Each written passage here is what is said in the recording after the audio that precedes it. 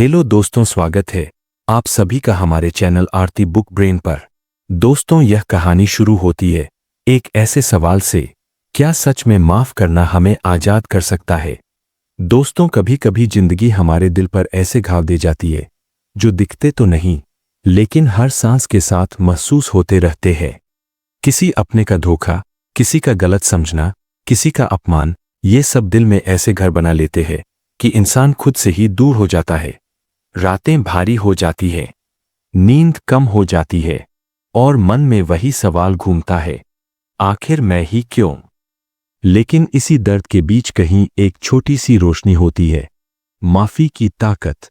The power of forgiveness सिर्फ एक किताब नहीं, बल्कि यह एक भावनात्मक यात्रा है, अपने दर्द को समझने की, उसे स्वीकार करने की और उसे आगे बढ़ने की। यह कहानी बताती है कि माफ करना हारना नहीं, बल्कि अपनी आत्मा को आजाद करना है। माफी दूसरे इंसान को नहीं, सबसे पहले खुद को मिलती है।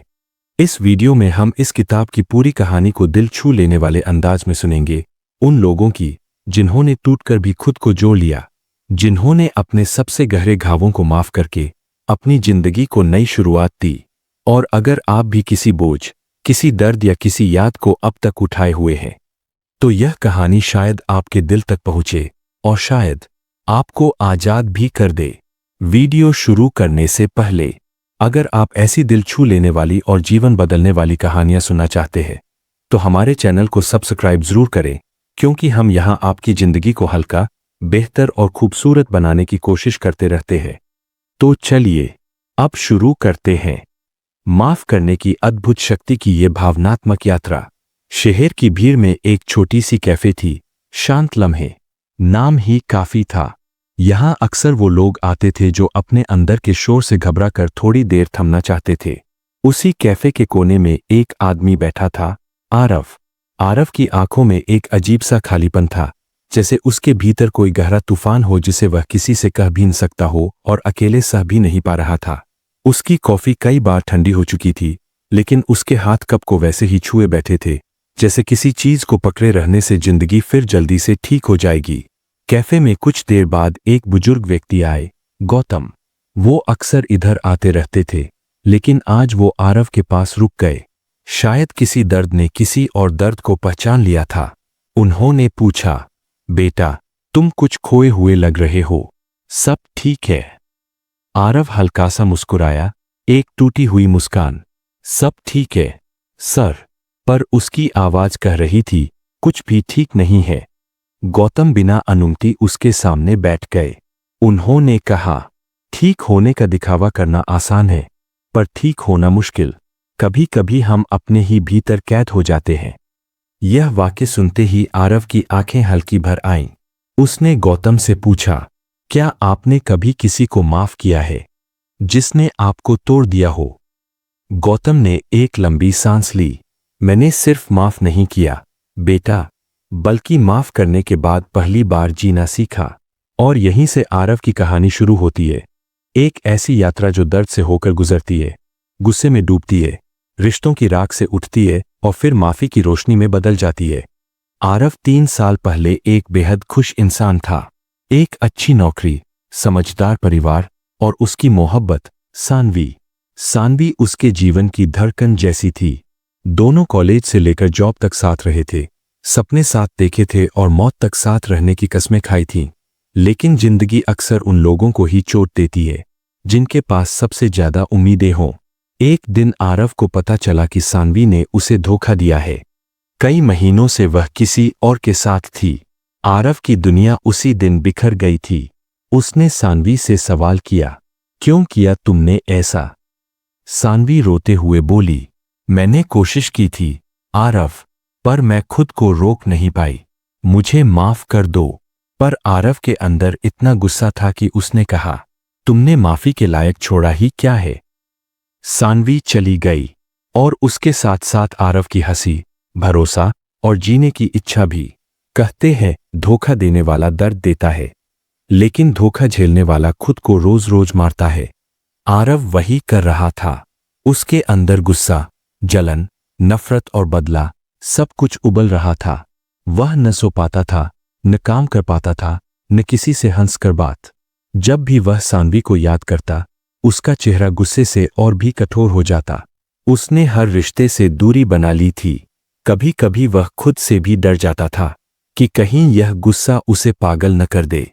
एक दिन वह अपने कमरे में बैठा था और उसने खुद से कहा, काश मैं उसे कभी मिला ही न होता। पर कुछ ही सेकंड बाद दिल ने जवाब दिया, अगर वह नहीं मिलती तो तुम प्यार क्या होता यह भी नहीं जान पाते। पर गुस्सा जीत रहा था, दिल हार रहा था। वह खुद को सजा देता रहा, भूखा रहकर, अकेला रहकर, घंटे घंटों तक कसी हुई मुट्ठियों में खून रोककर। और हर रात वह एक ही सवाल करता, मैं उसे माफ क्यों करूं? कैफे में बैठे बैठे आरव ने गौतम से पूछा, क्या माफ कर देना इतना आसान होता है? गौतम मुस्कुराए, आसान बिल्कुल नहीं, पर जरूरी जरूर होता है। गौतम ने अपनी कहानी सुनाई। 20 साल पहले उनकी एक बेटी थी, अनाया। वह उनकी आंखों का तारा थी, लेकिन एक हादसे में वह दुनिया छोड़ गई। हादसा करने वाला एक शराबी ड्राइवर था। गौतम कई साल तक उसे कोसते रहे।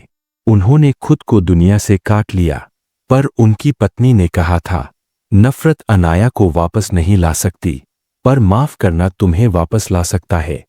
गौतम ने बताया, जब मैंने उस ड्राइवर को माफ किया, उस दिन पहली बार मुझे लगा कि मैं फिर से सांस ले पा रहा हूं। और फिर उन्होंने कहा, माफी दूसरे को नहीं, खुद को आजाद करती है। यह सुनकर आरव के दिल में जैसे कोई हल्की सी दरार खुल गई हो, वही दरार जहां से रोशनी अंदर आती है। आरव ने पहली बार सोचा, क्या सच में मैं खुद को ही कैद कर रहा हूं? उसने महसूस किया कि सानवी तो अपनी जिंदगी आगे बढ़ा चुकी थी, लेकिन वह अभी भी अतीत में जमे हुए बर्फ के टुकड़े जैसा था, कठोर, ठंडा और बिल्कुल अकेला। उसने सोचा, क्या मैं ऐसा इंसान बनना चाहता हूं जो किसी के किए की वजह से अपनी पूरी जिंदगी बर्बाद कर दे? गौतम ने कहा, बेटा, माफ करना भूल जाना नहीं होता, माफ करना दर्द को स्वीकार करना होता है और फिर उसे जाने देना होता है। आरव ने सिर हिलाया। उसके गले में कुछ अटक सा गया था। शायद अपनी गलती, शायद अपना अहंकार। कहानी यहां अपने सबसे महत्वपूर्ण मोड़ पर पहुंचती है। आरव समझने लगा कि माफी देना सानवी के लिए नहीं, उसके अपने लिए जरूरी है। गुस्सा एक जेल है और माफी उस जेल की चाबी। माफ करना हारना नहीं, बल्कि खुद पर जीत हासिल करना है। माफी अतीत को नहीं बदलती, पर भविष्य जरूर बदल देती है। आरव ने गौतम से कहा, मैं माफ करना चाहता हूं, पर कर नहीं पा रहा। गौतम ने उसके कंधे पर हाथ रखा। कोई बात नहीं, माफी एक फैसला है, पर उसके बाद एक लंबी यात्रा है। उस रात आरव घर लौटा। उसने पहली बार अपने कमरे की लाइट जलाई। कई दिनों से अंधेरे में रहने की आदत पड़ गई थी। उसने बैठकर अपने दिल की सफाई शुरू की। अपने दर्द को कागज पर लिखकर फाड़ दिया, अपने गुस्से को पानी में घोल दिया, अपनी यादों को एक बॉक्स में रखकर अलमारी की ऊपरी शेल्फ पर रख दिया। और फिर उसने गहरी सांस ली। बहुत दिनों बाद उसे लगा जैसे वह थोड़ा हल्का हुआ है। आरव के लिए यह रात एक मोड़ थी, पर रास्ता आसान नहीं था। गुस्सा कम तो हुआ, पर खत्म नहीं। यादें धुंधली तो हुई, पर गायब नहीं हुई। अगले कई दिनों तक वह एक अदृश्य लड़ाई लड़ता रहा, अपने अंदर, अपने अहंकार से, अपने वजूद से। वह बार बार खुद से पूछता, क्या मैं सच में उसे माफ कर सकता हूं? और हर बार दिल जवाब देता, हो सकता है, पर अभी नहीं। माफी का रास्ता ऐसा ही होता है। ये कोई स्विच नहीं जिसे दबाते ही सब ठीक हो जाए। ये एक धीमी, दर्दनाक, लेकिन खूबसूरत यात्रा होती है। आरव ने महसूस किया कि कभी कभी हम लोगों को इसलिए माफ नहीं कर पाते क्योंकि हम चाहते हैं कि वो हमारे जैसा दर्द महसूस करे। पर उसने जाना, दूसरों को दर्द का एहसास करवाना हमारे अपने दर्द को ठीक नहीं करता। वह हर रात डायरी में अपनी भावनाएं लिखने लगा, कभी गुस्सा, कभी दुख, कभी सानवी की याद, तो कभी खुद पर ही दया। लेकिन लिखते लिखते उसे एहसास हुआ कि दर्द जितना बाहर निकलता है, उतना हल्का होता जाता है, जैसे बरसों से जमा बादल धीरे धीरे बारिश बनकर गिर रहे हों। एक हफ्ते बाद आरव फिर से उसी कैफे पहुंचा। शांत लम्हे। दरअसल वहां बैठने से उसे एक शांति महसूस होती थी, जैसे कोई अदृश्य हाथ उसके दिल के घाव पर मरहम लगा रहा हो। वहां गौतम पहले से बैठे थे। उन्होंने मुस्कुराकर पूछा, लगा था तुम वापस आओगे। आरव ने कहा, मैं कोशिश कर रहा हूं, पर यह माफ करना, ये चीज उम्मीद से ज्यादा मुश्किल है। गौतम ने हंसते हुए कहा, माफी अगर आसान होती तो दुनिया में नफरत कम होती। फिर उन्होंने एक कहानी सुनाई, एक पिंजरे में बंद दो पक्षियों की कहानी। पहला पक्षी आजाद हो जाना चाहता था, दूसरा नहीं। पहले ने पिंजरा खोल दिया, छलांग लगा दी और उड़ गया। दूसरा वहीं बैठा रहा, क्योंकि उसे डर था, अगर उड़ते हुए गिर गया तो। गौतम बोले, माफी वही छलांग है। गिरने का डर रहेगा, पर उड़ना भी वहीं से शुरू होता है। आरव को लगा जैसे बात सीधी उसके दिल तक पहुंच गई हो। उसने पूछा, अगर सामने वाला इंसान माफी डिजर्व ही न करता हो तब? गौतम ने जवाब दिया, माफी उसके लिए नहीं, तुम्हारे लिए है। तुम अपनी शांति वापस पाने के लिए माफ करते हो। यह वाक्य आरव के मन में कहीं गहरे उतर गया।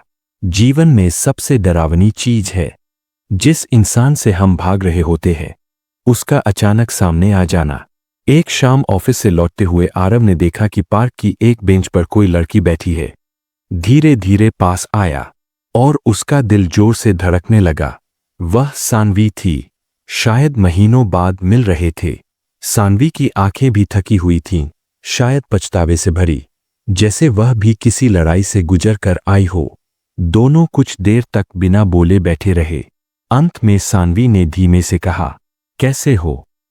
ठीक हूं, आरव ने कहा।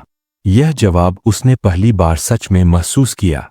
सानवी ने कहा, तुम मुझसे बहुत नाराज हो न? आरव ने गहरी सांस ली। वह झूठ भी बोल सकता था, चीख भी सकता था, सब कुछ सुना सकता था, पर वह बस बोला, हाँ, बहुत था, आज भी थोड़ा हूं। सानवी की आंखें भर आईं। उसने आगे कहा, मैं तुम्हारा दर्द समझ सकती हूं आरव, मैंने तुम्हें बहुत चोट पहुंचाई, कभी माफ कर पाओगे? आरव चुप था। यह वही सवाल था जिसे सुनने से वह डरता था। वह तुरंत हाँ नहीं बोल सका। वह नहीं भी नहीं बोल पाया। कुछ सेकंड की चुप्पी जैसे घंटों जितनी भारी थी। अंत में उसने बस इतना कहा, मैं कोशिश कर रहा हूं। सानवी ने सिर हिलाया। बस इतना काफी है। उस दिन आरव ने महसूस किया, माफ करना हमेशा सामने वाले को मौका देना नहीं होता। माफ करना सिर्फ दर्द को छोड़ देना होता है। वह सानवी से दूर चला गया, लेकिन इस बार उसके कदम पहले से हल्के थे। उस रात आरव ने पहली बार रोया, पर यह रोना दुख का नहीं था, यह रोना राहत का था। मानो उसके दिल में सालों से जमा जंग अचानक पिघलने लगा हो। उसने गौतम के शब्द याद किए, माफी एक यात्रा है। उस यात्रा का पहला असली कदम आज उठा था। उसने खुद से कहा, मैं उसे दोष देना बंद कर रहा हूं, अब मैं खुद को ठीक करने पर ध्यान दूंगा। धीरे धीरे उसने उन सारी यादों को एक नए नजरिए से देखना शुरू किया। वो जो उसके दिल को जलाती थीं, अब उसे सिखाने लगीं। वो जो उसे तोड़ती थीं, अब उसे मजबूत बनाने लगीं। शायद यही माफी की सबसे खूबसूरत बात है। यह दर्द को सबक बना देती है। एक दिन आरव फिर गौतम से मिलने गया। इस बार उसने पूछा, क्या माफी सिर्फ दूसरों को दी जाती है? गौतम मुस्कुराए, नहीं बेटा, सबसे मुश्किल माफी तो हम खुद को देते हैं। आरव चौंक गया, खुद को? हाँ, गौतम बोले, क्योंकि कभी कभी हम खुद को ही दोषी मानते रहते हैं कि हमने भरोसा किया, कि हमने किसी को दिल में जगह दी, या कि हम इतना टूट गए। पर सच यह है कि टूटना गलती नहीं, इंसान होना है, और इंसान होने के लिए खुद को माफ करना जरूरी है। आरव के चेहरे पर जैसे बरसों से जमी परतें पिघल गईं। उसने महसूस किया कि वह सिर्फ सानवी से नहीं, बल्कि खुद से भी नाराज था कि उसने किसी को अपने ऊपर इतना असर डालने दिया। वह खुद को माफ करने लगा, एक एक टुकड़े को अपनाते हुए, कुछ दिनों तक आरव लगातार खुद के भीतर झांकता रहा। यह सफर शांत नहीं था। कभी वह राहत महसूस करता, कभी अचानक सारी पुरानी यादें वापस आ जाती, जैसे कोई पुराना घाव फिर से ताजा हो गया हो। एक रात वह छत पर बैठा चांद देख रहा था। हवा हल्की थी, शांत थी और दिल में तूफान। वह सोचने लगा, क्या माफ करना वाकई मेरी समस्या का हल है? और तभी उसे याद आया, वह रात जब उसे धोखे का पता चला था। उस रात उसने खुद को जिस तरह कोसा था, जिस तरह अपने प्यार पर सवाल उठाए थे, जिस तरह खुद को ही कमतर समझ लिया था, वह सब यादें आज जैसे स्क्रीन पर चल रही थीं। उसी रात उसने महसूस किया था कि उससे प्यार करने वाला इंसान शायद किसी और को चुन चुका है। लेकिन आज, इतने समय बाद, वह समझ पाया, उस रात में दर्द ज्यादा था, गलती कम। दर्द इसलिए कि उसने दिल से प्यार किया था और धीरे धीरे उसे समझ आया कि जिसने प्यार किया वह गलत नहीं, जिसने धोखा दिया वही गलत था। यह समझ उसके जख्म पर दवाई की तरह बैठी। पहली बार उसे लगा कि शायद वह इस दर्द से निकल सकता है। उस रात चांद की रोशनी में उसने धीरे से फुसफुसाया, मैं ठीक हो जाऊंगा। और यह पहला मौका था जब उसने खुद पर यकीन किया। अगले दिन आरव फिर कैफे पहुंचा। गौतम अपनी पसंद की ग्रीन टी लेकर बैठे थे। उनकी आंखों में एक अजीब सी चमक थी, जैसे वह किसी अच्छी खबर का इंतजार कर रहे हों। आरव ने बिना घुमाए फिराए कहा, मैं उसे माफ करना चाहता हूं, लेकिन मुझे नहीं पता कैसे। गौतम ने चाय नीचे रखी और उसकी तरफ गहराई से देखा। माफी किसी भावना से शुरू नहीं होती, माफी एक निर्णय से शुरू होती है। निर्णय? आरव ने पूछा। हाँ, गौतम बोले। तुम पहले यह तय करते हो कि तुम खुद को नफरत से आजाद करोगे, भावनाएं बाद में धीरे धीरे बदलती है। आरव ने सिर हिलाया। शायद यही वह बात थी जो वह जानना चाहता था। गौतम आगे बोले, माफी का मतलब यह नहीं कि तुम उस व्यक्ति को अपने जीवन में वापस लाओ। माफी का मतलब यह नहीं कि जो हुआ वह सही था। माफी सिर्फ यह कहती है कि तुम्हारा दर्द अब तुम्हारी जिंदगी को नियंत्रित नहीं करेगा। यह वाक्य सुनकर आरव का दिल जैसे खुल गया। उसे लगा कि उसके अंदर कोई बंद खिड़की खुल गई हो, जहां से रोशनी अंदर आती जा रही हो। गौतम ने उसकी ओर हाथ बढ़ाकर कहा, माफ करना एक आध्यात्मिक शक्ति है बेटा। जिस दिन तुम इसे सीख जाओगे, उस दिन तुम किसी भी दुख को हराने लायक बन जाओगे। आरव ने उनकी हथेली थाम ली। आज पहली बार उसे लगा कि उसे अपनी मंजिल दिख रही है। उस रात आरव अपने कमरे में अकेला बैठा था। उसका फोन उसके हाथ में था। कई मिनटों तक स्क्रीन पर टाइप करता रहा, डिलीट करता रहा, दोबारा लिखता रहा। वह कोई लंबा मैसेज नहीं लिखना चाहता था। न कोई ड्रामा, न कोई आरोप, न कोई भावनात्मक बोझ। बस एक सरल, साफ, अपने दिल से निकला हुआ संदेश। आखिरकार उसने लिखा, सानवी, मैं अब तुम्हें दोष नहीं देता। मैंने जो महसूस किया वो दर्द था, लेकिन अब मैं उसे छोड़ रहा हूं। मैं तुम्हें माफ करता हूं। ख्याल रखना। उसने थोड़ी देर तक मैसेज को देखा। उसके हाथ हल्के कांपे, दिल तेज धड़क रहा था। फिर उसने सेंड पर क्लिक किया। मैसेज चला गया और उसी पल जैसे उसके दिल का एक भारी पत्थर नीचे गिर गया। वह एकदम हल्का महसूस करने लगा, जैसे वह पहली बार हवा में सांस ले रहा हो, जैसे पहली बार सच में आजाद हो गया हो। कई घंटों तक फोन चुप था। सानवी का कोई जवाब नहीं आया। पहले अगर ऐसा होता तो आरव बेचैन हो जाता। दिमाग में हजार सवाल उठते। उसने पढ़ा क्यों नहीं? वह कुछ कह क्यों नहीं रही? क्या उसने मुझे इग्नोर कर दिया? लेकिन आज कुछ अजीब हुआ। उसे फर्क ही नहीं पड़ा। उसके दिल में एक गहरी शांति थी। अंदर कोई बेचैनी नहीं थी, कोई दर्द नहीं था, कोई उम्मीद भी नहीं थी। बस एक स्थिरता, एक शांत मुस्कान, एक स्वीकार्यता। वह समझ गया, माफी सामने वाले के जवाब पर नहीं, तुम्हारे अपने दिल की स्थिति पर निर्भर करती है। उस रात वह महीनों बाद गहरी नींद सोया। अब उसके अंदर कुछ बदलने लगा था। वह सुबह जल्दी उठने लगा, किताबें पढ़ने लगा, जॉगिंग करने लगा, अपने परिवार के साथ समय बिताने लगा। यह सब वो पहले भी करता था, पर अब फर्क ये था कि वह यह सब जिंदगी से नफरत छुपाने के लिए नहीं, बल्कि जिंदगी को अपनाने के लिए कर रहा था। एक दिन उसने खुद को आईने में देखा, वही चेहरा, वही आंखें, वही शरीर, लेकिन उसे लगा कि वह बिल्कुल नया इंसान बन गया है।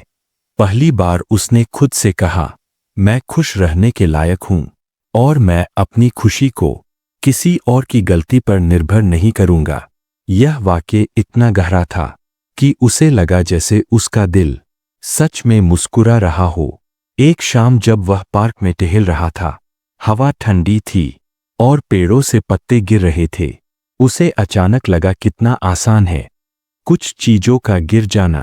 पेड़ विरोध नहीं करते, गुस्सा नहीं होते, पकड़े नहीं रहते, वे बस छोड़ देते हैं। और यही छोड़ देना उन्हें अगले मौसम में और खूबसूरत बनाता है। आरव ने खुद से कहा, अगर पेड़ पुराने पत्तों को छोड़ देते हैं ताकि नए उग सके, तो मैं अपने दर्द को क्यों नहीं छोड़ सकता। उसने आंखें बंद कीं और गहरी सांस ली। वह समझ चुका था, माफी का असली मतलब है किसी को दोष देना बंद कर देना और जीवन को फिर से खिलने देना। जिंदगी में कभी कभी ऐसा वक्त आता है जब सब कुछ धुंधला धुंधला सा लगता है, पर उसी धुंध में कभी अचानक एक ऐसी रोशनी दिखती है जिससे हमें एहसास होता है हमने शायद नई शुरुआत पा ली है। आरव की जिंदगी में यह रोशनी माफी से आई थी, सिर्फ दूसरों को माफ करने से नहीं, खुद को माफ करने से। अब हर सुबह वह नई ऊर्जा के साथ उठता, कॉफी बनाता, अपनी डायरी खोलता और लिखता, आज मैं अपने अतीत से भागूंगा नहीं, आज मैं उससे सीखकर आगे बढ़ूंगा। वह यह लिखते लिखते मुस्कुराता था, क्योंकि अब उसके भीतर वह टूटा हुआ इंसान नहीं था जो धोखे से जिंदगी को खत्म समझ बैठा था। अब वह एक मजबूत, परिपक्व और भावनात्मक रूप से स्वतंत्र इंसान बन चुका था। एक दोपहर उसको एक चिट्ठी मिली, हाथ से लिखी हुई। आजकल लोग हाथ से चिट्ठी कहाँ लिखते हैं, इसलिए उसने उत्सुकता से लिफाफा खोला। चिट्ठी सानवी की थी। उसने लिखा था, आरव, तुम्हारा मैसेज मिला। मैं यह जानकर सच में हैरान रह गई कि तुम मुझे माफ कर पाए। मैं तुम्हें धन्यवाद कहने लायक भी नहीं हूं। तुमने प्यार किया और मैंने उसकी कद्र नहीं की। मैं आज तक खुद को माफ नहीं कर पाई। तुम्हारा मैसेज पढ़कर पहली बार लगा कि शायद मैं भी आगे बढ़ सकती हूं। तुम खुश रहो, तुम इसके पूरे हकदार हो। चिट्ठी पढ़ते हुए आरव की आंखें भर आईं, लेकिन यह आंसू दर्द के नहीं थे। ये आंसू किसी भारी बोझ के उतर जाने के थे। उसे लगा जैसे किसी ने उसके खून में घुला हुआ जहर बाहर निकाल दिया हो। यह चिट्ठी एक तरह से अतीत की आखिरी गांठ खोलने वाली चाबी थी। उसने उसे धीरे से मोड़ा और डायरी में सहेज लिया, जैसे जिंदगी के एक पूरे अध्याय को सम्मान के साथ बंद कर रहा हो। आरव उसी शाम कैफे पहुंचा, लेकिन आज वातावरण थोड़ा अलग था। कोई गहरी चुप्पी थी, जैसे हवा खुद कोई संदेश दे रही हो। उसने चारों ओर देखा। गौतम अपनी कोने वाली सीट पर नहीं थे। कैफे वाली लड़की ने कहा, गौतम सर आज नहीं आए, शायद वे कुछ दिनों तक नहीं आएंगे। तबीयत थोड़ी खराब थी। यह सुनकर आरव को एक अजीब सी बेचैनी हुई। गौतम उसके जीवन में एक मार्गदर्शक, एक दर्पण, एक आध्यात्मिक साथी बन चुके थे। उसने सोचा कि उन्हें धन्यवाद कहना अभी बाकी था। उसने वेट्रेस से उनका पता लिया और अगले दिन सुबह सुबह उन्हें देखने चला गया। गौतम घर के बाहर ही बैठे थे, एक रॉकिंग चेयर पर। धूप का हल्का सा टुकड़ा उनके चेहरे पर पड़ रहा था। उन्होंने आरव को देखते ही मुस्कुराया। पता था तुम आओगे। आरव उनके पास बैठ गया। आप ठीक है? उसने चिंता से पूछा। गौतम ने हंसकर कहा, मैं ठीक हूं बेटा, बस शरीर बुजुर्ग है, दिल नहीं। आरव ने कहा, मैंने उसे माफ कर दिया। गौतम की आंखों में एक चमक तैर गई। उन्होंने धीरे से कहा, मुझे तुम पर गर्व है। आरव ने पूछा, क्या माफी ने हमेशा आपकी भी जिंदगी बदली है? गौतम ने गहरी सांस ली और एक कहानी सुनाई। मेरी पत्नी मेरे आखिरी दिनों तक मुझसे नाराज रही, क्योंकि हम कभी भी एक दूसरे से सही तरीके से बात नहीं कर पाए। मैंने उसे बहुत पहले माफ कर दिया था, पर उसे पता नहीं था। फिर एक दिन वह चली गई और मैं उसे बता नहीं पाया। फिर उन्होंने आरव का हाथ थामा। माफ करना सिर्फ दूसरों को नहीं, अपनी नीति को भी होता है। तुमने जो किया है वह तुमको जीवन भर हल्का रखेगा। उस पल आरव को लगा कि उसकी पूरी यात्रा का पूरा मतलब उसी वाक्य में था। कुछ दिनों बाद आरव अपने ऑफिस के काम में डूबा था, लैपटॉप पर कोडिंग कर रहा था कि तभी उसे एक नोटिफिकेशन आया। Your story on forgiveness got featured on community spotlight. उसने एक ब्लॉग पर अपनी कहानी का एक छोटा सा हिस्सा लिखा था, कैसे माफी ने एक टूटे हुए इंसान को फिर से जीना सिखाया। वह आश्चर्यचकित था कि यह कहानी इतनी जल्दी फैली। लोग कमेंट कर रहे थे, मैं भी किसी को माफ नहीं कर पा रही थी। तुम्हारी कहानी ने मेरी हिम्मत बढ़ाई। मुझे लगा मैं अकेला हूं, पर ऐसा नहीं है। आरव ने पहली बार महसूस किया, उसकी तकलीफ सिर्फ उसकी नहीं थी। दुनिया में बहुत से लोग वही दर्द झेलते हैं, पर कह नहीं पाते। अगर उसकी कहानी किसी को थोड़ा सा साहस दे सकती है, तो शायद उसकी पूरी यात्रा बेकार नहीं थी।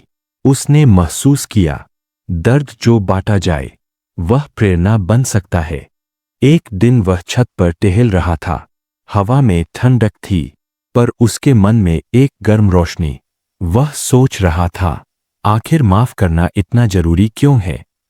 और फिर उसे समझ आया, क्योंकि माफी हमें आजाद करती है, क्योंकि माफी हमारे मन का बोझ कम करती है, क्योंकि माफी हमें अधिक प्यार करने लायक बनाती है, और सबसे महत्वपूर्ण, क्योंकि माफी हमें खुद से मिलाती है। वह खुद से कहने लगा, अगर मैंने उसे माफ नहीं किया होता तो शायद मैं आज भी उसी दुख में जकड़ा होता। शायद मैं जिंदगी से इतनी खूबसूरती से नहीं मिलता। आज वह जान चुका था कि जिस इंसान को हम माफ करते हैं, अक्सर वह एकमात्र इंसान होता है जिससे हम खुद को मुक्त करते हैं। कई महीनों बाद जीवन ने एक नया मोड़ लिया। आरव एक छोटे से बुक कैफे में गया, जहां एक लड़की किताब पढ़ रही थी। चेहरे पर शांति, आंखों में गहराई और मुस्कान में सुकून। उसने हिम्मत करके उससे पूछा, कौन सी किताब पढ़ रही हो? लड़की ने मुस्कुराकर कहा, द पावर ऑफ फॉरगिवनेस। कहानी बहुत खूबसूरत है, आपने पढ़ी है? आरव मंद मंद मुस्कुराया।